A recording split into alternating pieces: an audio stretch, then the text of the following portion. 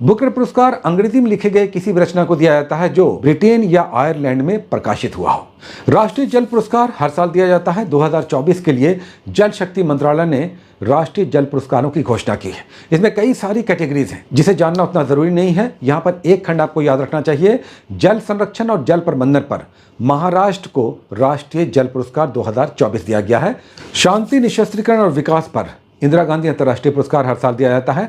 2024 के लिए यह पुरस्कार दिया गया है चिली की पूर्व राष्ट्रपति मिशेल बैचलेट को। मेक्सिको की फातिमा बॉश नई मिस यूनिवर्स है। फातिमा बॉश जो मेक्सिको की हैं, थाईलैंड में यह प्रतियोगिता आयोजित हुआ। मेक्सिको की फातिमा बॉश मिस यूनिवर्स 2025 चुनी गई हैं। बहुत इंपॉर्टेंट है। ही मैन के रूप में चर्चित धर्मेंद्र का पिछले दिनों निधन हो गया, नवंबर 2025 में। उनका जन्म तो पंजाब में हुआ था, निधन मुंबई में हुआ। वो लोकसभा के सदस्य भी रह चुके थे, लेकिन ये सदस्य कहाँ से थे? तो राजस्थान के बीकानेर से।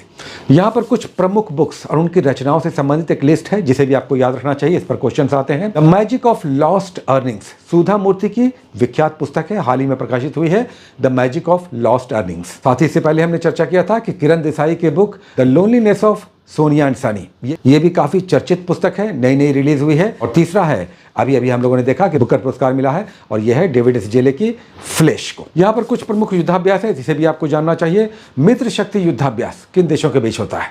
तो भारत और श्रीलंका के बीच मित्र शक्ति युद्धाभ्यास, जिसका 11वां संस्करण कर्नाटक में बेलागावी में आयोजित हुआ है। साथ ही भारत और वियतनाम के बीच जो युद्धाभ्यास होता है उसे विन बैक्स कहते हैं।